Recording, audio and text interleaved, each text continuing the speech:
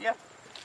Well, they had the inhibiting building here, and it's a long building where they put these inhibitors on the rocket motors. And what the inhibitor is, it would slow the burning process of the propellant in the rocket. Because if you didn't have the inhibitors on it, it would either have an explosion or it burn too fast. And sometimes they did have explosions. And they were like plastic tapes. And in the building they had this big fan duct work, and that was put there to take the fumes out. But it was so intense that the fumes in there, that my mother worked there, that some of the people would open the windows up in the midwinter to get the fumes out, and they had to work with their winter coats on during World War II because the fumes were so strong, and a lot of the people got sick in there, which I found out later. And they'd attach these inhibitors on the rocket propellant. They're like plastic strips. It would just be used to regulate the burn of the propellant in the rocket to slow it down.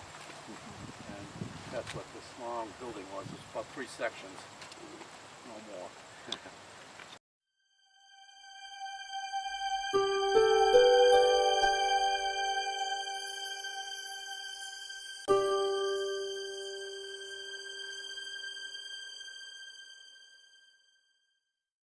Over here, and they'd assemble all the parts together. They'd take the inhibitors and put them in with the warheads.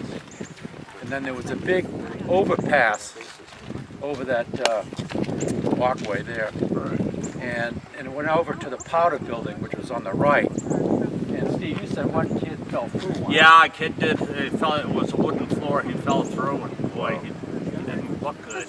He got down here. But that accident got the military to, they decided to get rid of some of those things. The way they decided to get rid of them is blow them up. So there was a big water tank up here and the big trestle there.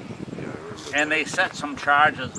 You could hear it all over the South Shore. It was way overkill.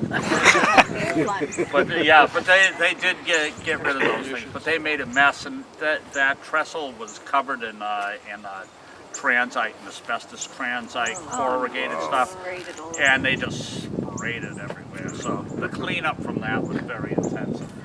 But, and that was the state or the feds? That was the feds. The feds, Yeah. okay. And I want to make sure we know Yeah. who to blame.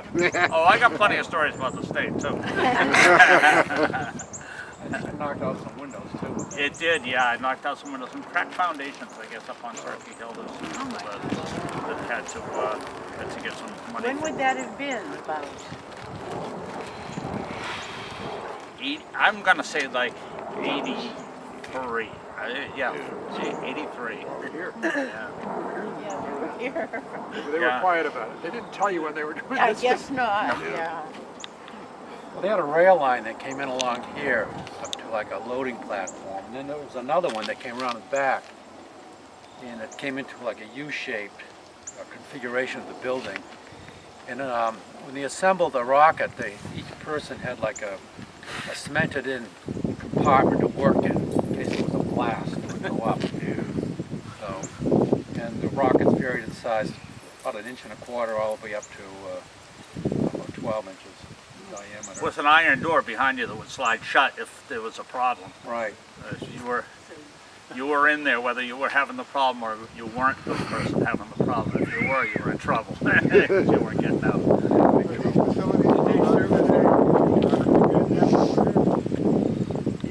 Vietnam was mostly up, I think, building 80, which is in a different part of the park. I don't know if this part was open for Vietnam or not. So they had the landmines up there. Yeah. They had an accident in Hanover at the fireworks. And somebody was killed. And that's why they shut it down. This is in operation only for about 3 weeks. And it took them about maybe half a year to get everything together to start production.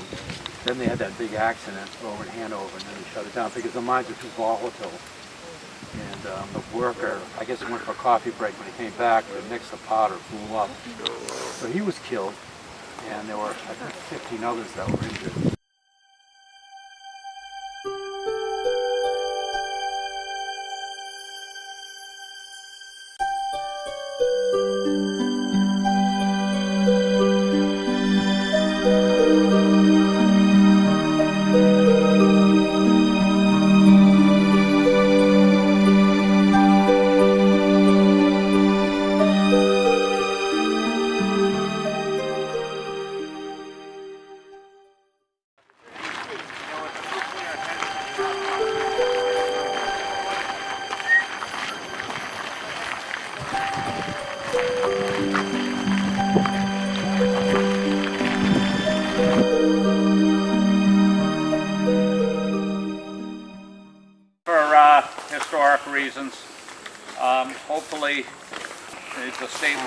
we'll take a small section of this anyway and clean it up and, you know, have an interpretive signage or something like that explaining.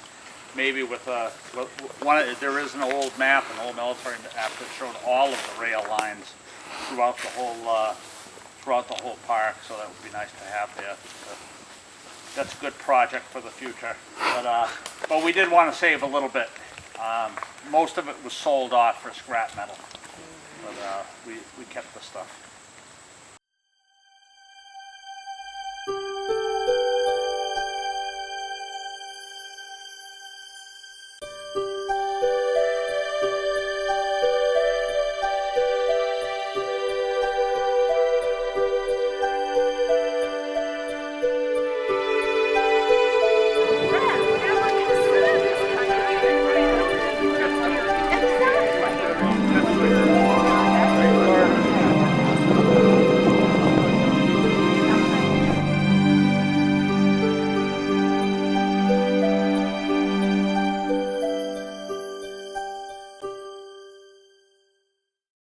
Of course, to do the sales pitch for the Friends of Wompatuck. So I'd like to invite Bill Bowles, the president of the Friends of Wompatuck, to say a couple of words.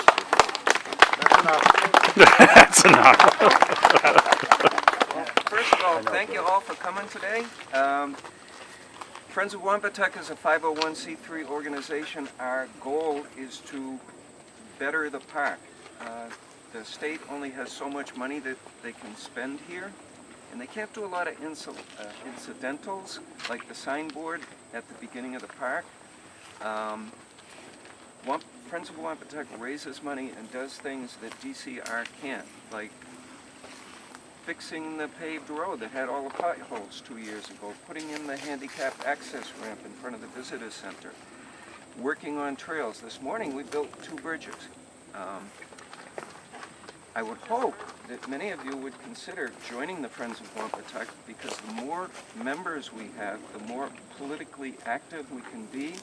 Steve mentioned that a lot of money had been spent in the park by the state in the last couple of years. That's actually millions of dollars that wouldn't have gotten spent had, I like to refer to the Friends of Wompatuck as a squeaky wheel and not a pain in the rear end. If you're a squeaky wheel, sometimes you get greased. If you're a pain in the rear end, you may go in for surgery. If you join the Friends of Wompatuck, you're part of preserving the park and making it better. Even if you never show up for a trail work day or never show up to paint walls or do anything like that, you're part of making our park better, and it is our park. And I'm only supposed to say a couple of words, so I'm done. One more thing. If you stop at the visitor center, there's a brand new map that Friends just printed, and every single intersection in Wompatuck, and this is almost unique, has a number on it.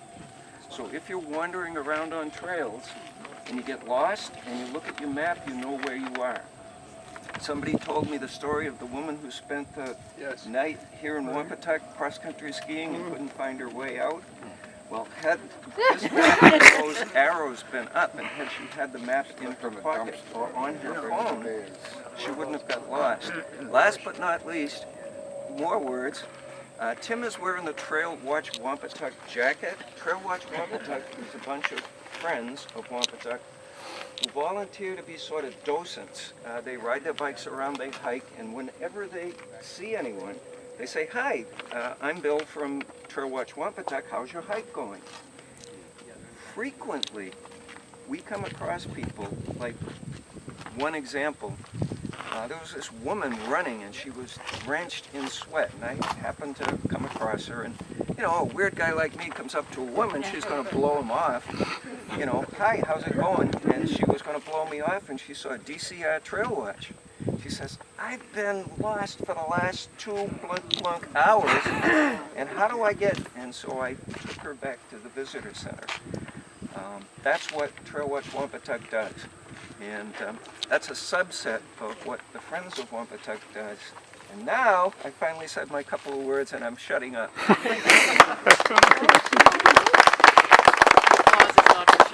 Okay, now we're going to head out. I think that's as much as we have to say. So everybody take their time.